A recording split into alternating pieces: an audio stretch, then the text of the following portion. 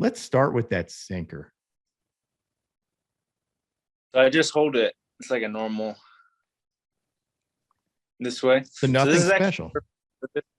So this is something that this ball, like the mark, we used it this last year a couple times in bullpens, and I throw most of my bullpens when I'm throwing two seams with this because I want to see that dot kind of at the top the entire time. And it's the same sort of concept with my changeup. So it's like it's a modified. I split my fingers a decent amount, but it's like a modified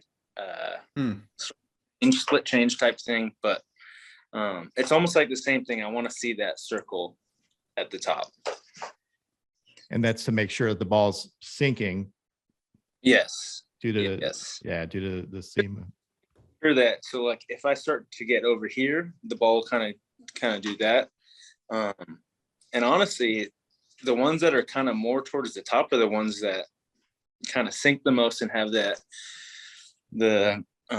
like the seam shifted wake sort of type thing. And I think when I see that, and that's when it has that late kind of bite to it that I want, instead of, so I've always thrown two seams, but I've always kind of like tried to pronate them, and so they'll move, but it won't be late. And I know this is, a lot of guys who have better sinkers still kind of throw it this way, and they see that circle at the top, and it has that almost like the turbo sinker, whatever they call it.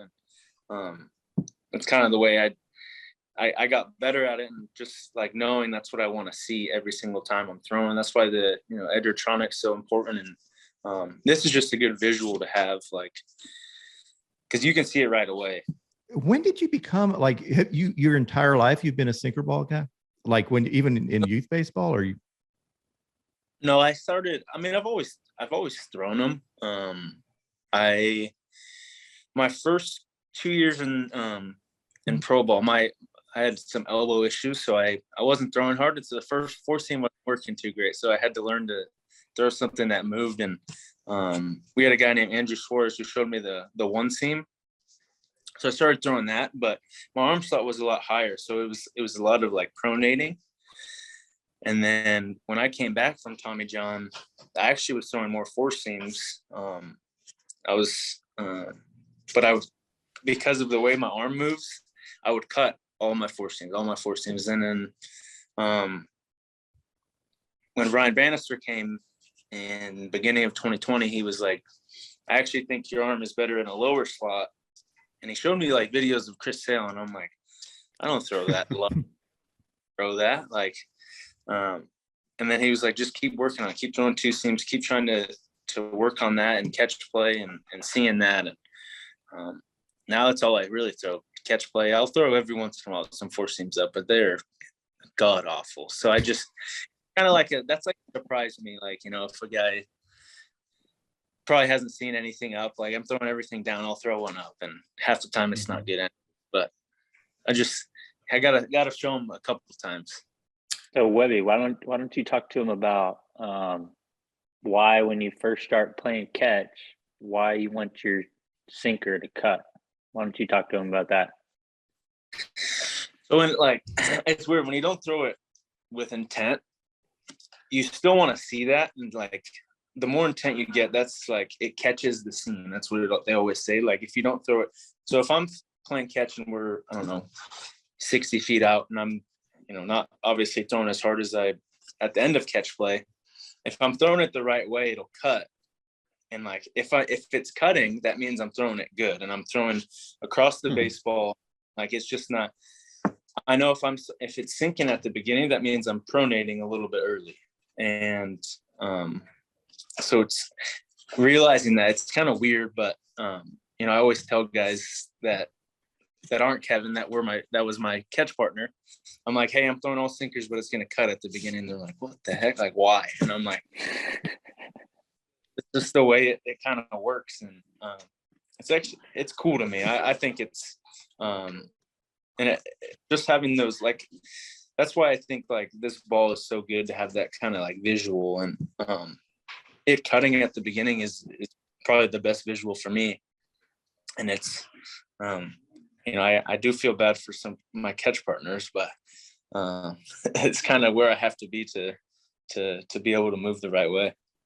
One thing that Webby left out was, the fact that he had to not care about my thumb playing catch. He had to just I don't know how many times we would play catch and I would drop my glove and literally I just broke my thumb. I think I just broke my thumb. That's the But, worst. for me, I had really never even had a catch partner that really threw sinkers.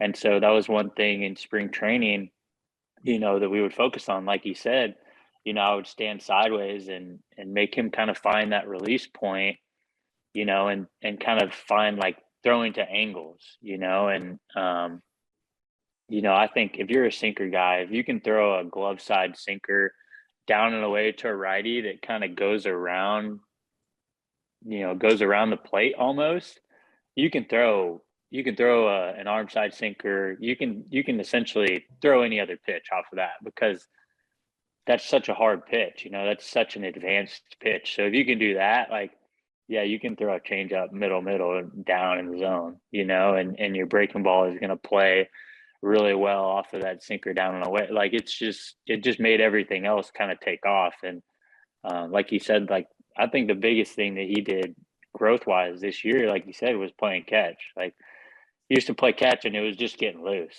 and we kind of made it into, and I had my thing. I told him, I think the first week of the season, I don't want to throw a fastball below your waist. I want to throw them above your letters on your jersey every time.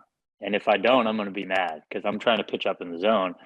And then when we found his little cue of I'm going to stand sideways and put my glove right here, and he had to find out, he has to start it a foot and a half behind me essentially for it to end up here. And once he found that, it just, all of his other stuff really just kind of took off.